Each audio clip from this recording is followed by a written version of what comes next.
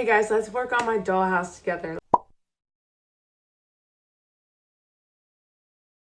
Let me pan up and show you everything I've done. I lost some footage of building it, so I'm gonna give you all some pointers that I have. Number one, weights. Get as much weight as you can. I remember at one point when I was putting this up, I had it flipped over on its back, and I had, I think, like my stair stepper, diet, like just things of soda, just so much. I probably had 50, 60 pounds on here just to make sure that it's all flush, because that's the most important thing. The other important thing I can say is use masking tape and use it liberally. Like use as much masking tape as you can get and really pull everything tight. I ended up using not what they suggest. They suggest that you should use the tacky glue. I actually used wood glue and I think that went better, but you can see it in some areas.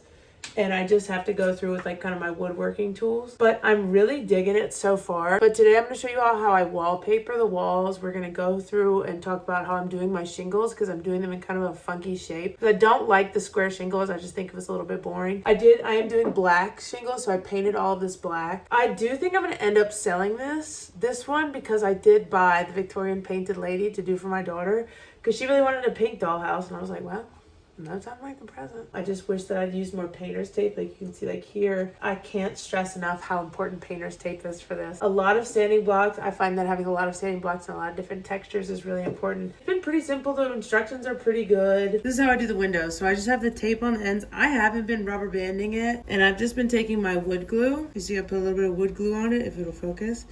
And then I just spread it out using the tip of the wood glue. I try not to knock too much of the excess off right now because I'll show you what I do. And then I'm just gonna push it. I always take a Q-tip and keep pushing. And I just get the excess glue. So that's pretty much all I do for the windows. And then I'm gonna paint them, sand them, and put them in. And I'll get back with y'all when I put them in. Okay, so now I'm painting the windows. What I try to do with my paint, I just use regular acrylic paint. So what I do is you see these little holes.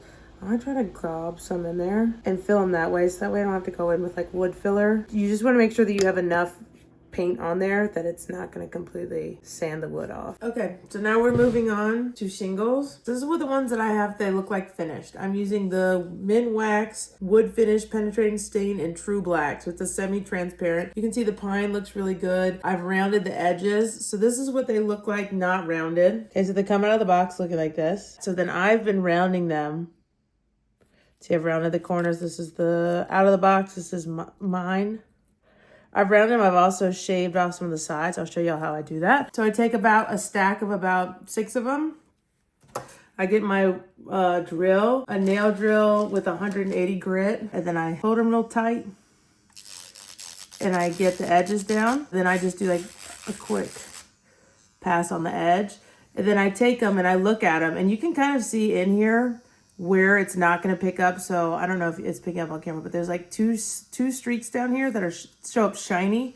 And I know that's not going to take the stain, and that's what I want. I want spots where it's like, see that like little shininess. All right, so now we're gonna move on and do the staining. You've gotta stir it. This is just some random stick. I'll never do this without gloves. Luckily, I have a lot of old clothes from my daughter that I can just cut up. I just take all cotton ones, cut them out. There's a pair of pajamas she used to have, or they used to fit her. So all I do is I take it without the side without the print. And always wear your worst clothes for this because you are gonna get disgusting. And this is just on parchment paper. I'm gonna do one coat, make sure I get all around the edges. And I've got both windows open, so I've got a ton of ventilation in here. Try this now. This looks a little bit better mixed. So just take my thing. Yeah, that's much better mixed. See how much darker that's showing up in the last one? Just gotta make sure you're really working the suspension. Yeah, I'm just gonna do all these, let them dry for like 2 minutes, and then redo them. So now that I've done it twice, I've just waited for it to dry, to come to the end and to dry, and then I do it again. I just wipe off all the excess with kind of like a clean one. You don't really have to do this. I'm just doing it because I did it on the other ones. I think if I were to redo it, I wouldn't bother with wiping it, and then I just put it in a little pile. All right, so for the roof, I recommend for the very bottom layer, you don't even need to measure it, just put one layer of them down. And then what I do is I take my ruler. My ruler's got one of these things on it. So what I do is I just stick it up there, make sure it's flat. And see, it looks like it's a little bit above 8 1/4. So it's every inch. So you need to do every inch. So that's, just take my ruler. And you might think that this is not a necessary step, but this really is very necessary to keep it when you're putting them all up, to keep them all level on the same place. Okay, so now that all of the lines are there, I just take my wood glue with the flat tip down. Try to get it about on that line. Obviously doesn't need to be super neat. Then I just take the tip, spread it out. So you see here, here's the middle seam. I'm just gonna put my first one right in the middle of it. And then go from there, and I will have some overlap on the other side, and that's fine because I'm just gonna cut that off with my straight razor. Going right in the middle of each one, making sure, lining it up at the top. It is a lot better if you can see the line that you made, but you win some, you lose some. And because they overlap a little bit, you really want the glue centered mostly up at the top because in the middle it doesn't really touch anything. So I also try to make sure that I don't get any of the glue on my finger and then onto any of the shingles, because then it'll be shiny and you don't really know. It comes out in the wash, but I just prefer to not have to deal with that. You don't really notice it once it's all on there. Okay, so I have them all glued down, and I'm just gonna show y'all how I cut this really easy. I just take my utility knife, put it out. So a lot of times I try to go from behind, but some of the higher ones I can't. And I pretty much just score them while keeping my finger so that the smaller ones, the ones that are hanging on looser, don't pop off. So just pop them off because it's a little bit easier to get it more flush when you score it from the back. And then I save those little pieces so that when I go over on the other side, I'll have extra with like the correct edge still showing. On the extras is what I mean. So like I wouldn't have an extra for this side, but if I needed an extra on the other side, this would line up. Yep, and then when it's all done, all I'm gonna do is take a Q-tip and just put the stain on the sides. All right, so now we're going on to the wallpaper. The three things that you need are a paintbrush. I also use this thing to flatten it against the wall. Your wallpaper, which I'm just using this from Hobby Lobby, and Grandma's Stovers. So I'm gonna show y'all how I measure it and put it in and everything. I'm gonna do it up here. As you can see, I've already done it down here. I need to do it up here. I need to get this to be flat, which is proving to be quite a pain in the ass. So I'll be back once that's flat and I'll show you how I do it. All right, so this part's pretty easy. So I'm gonna take my extra room divider because that's gonna give me the correct height, and I'm gonna measure it. You could also do this with like the blind dividers, anything. And I'm gonna measure it. I'm gonna make a little line just on the back of it. Like this is my wallpaper. This is gonna be a bathroom, I guess. So when I fold it, and also I have baseboards because this can be kind of, it's a little tricky to get it right. When I line it up, I wanna make sure that it's completely overlapping. So I want it to be a complete straight line. To this side, it should still just be a complete straight line. So you can't see any of it, just a straight line. And then I'm gonna show y'all, I'm gonna go over to my cutting station and show y'all there. Okay, then to really solidify the line, I'm just gonna fold it back on the other side. So it's just double folded, really making sure that I'm lining everything up.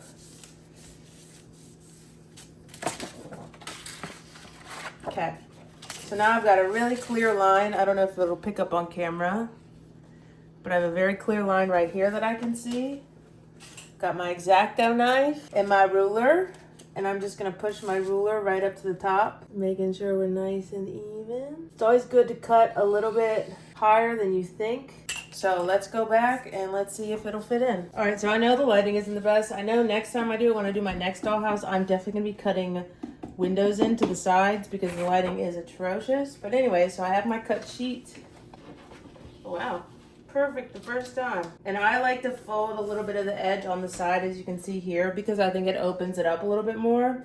But now let me get my brush, my paintbrush, and I'm gonna show y'all how I use the Grandma Stovers. It's really helpful to get this kind of heated up with some warm water, or I put a little bit of warm water in it, whatever works for you. But I have my hot water, my paintbrush. I'm just gonna put it in there a little bit. I err on the side of caution. I use a lot of it. So I've just got my brush full of it. And what I like to do is I like to go in first and just kind of brush where I know the problem areas are gonna be with the Grandma Stovers. But this stuff does dry kind of fast, so you gotta be kind of quick with it. So I go on the edges, making sure I'm not messing up the floor, bottom. I know you can't see because my big back's in the way, but. All right, then I take my actual sheet and I'm just gonna cover it all with this. I make sure to not use as much water with these ones when I'm putting it on the actual. All right, so it's all on there. I'm gonna try to do this so y'all can see.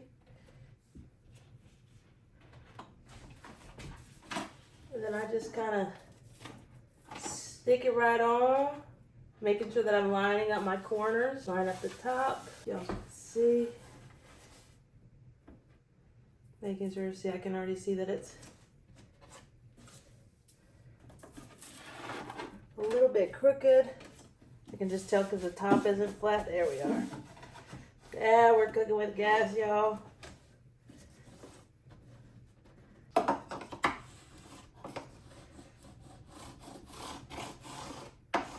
So I can get the lighting to go a little bit better. But yeah, it's super easy. Just make sure you get the grandma stovers because it does really, it's called stick flat glue and it does stick flat. So I definitely recommend that. Okay, so now I'm gonna show y'all how I do the ones with the corners. So as you can see, there's a corner right here. So I've already got my wallpaper cut. So I'm gonna put it onto the corner. I'm gonna make sure it's completely and totally flush the way that I want it to be. Okay, so it's got a little mark where it was. And I'm gonna go ahead and fold it. Fold it like this.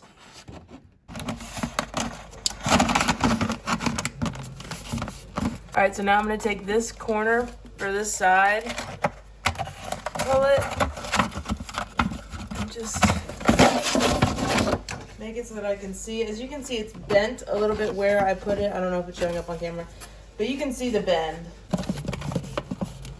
Okay, so that fits perfectly back there. So then I'll just go with my grandma stovers and it's a wrap. I just gotta fill in the spot over there. This is how I put the windows in. It's really easy. So I just take one side, it looks like this. I'm going to, around these edges only, put a light layer of glue around like these edges. Nothing too thick for this because I don't want it to show on the window pane. Okay, so as you can see, it's just like a light layer. I don't even know if you can see it. And I already did the wallpaper on the other side. Oh, I'm just gonna go back and double check and make sure that it doesn't really need to be all that clean because these will also hide a multitude of sins.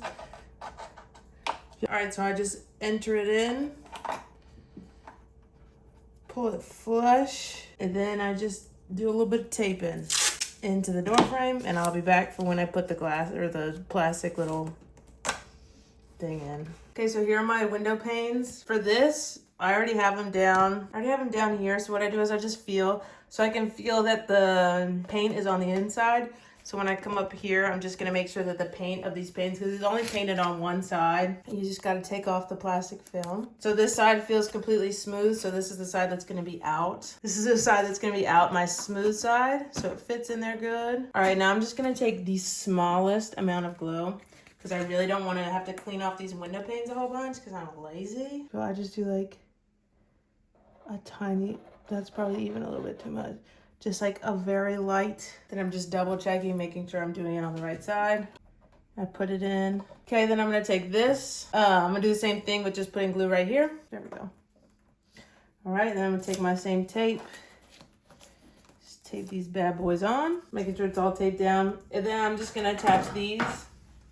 So as you can see, this looks like crap. I really wish I had focused. If I could go back, I would make sure that these and these were 100% good. Like, did not need any more touches before I glued them together, because it has become a royal pain in the butt, but I'll figure it out.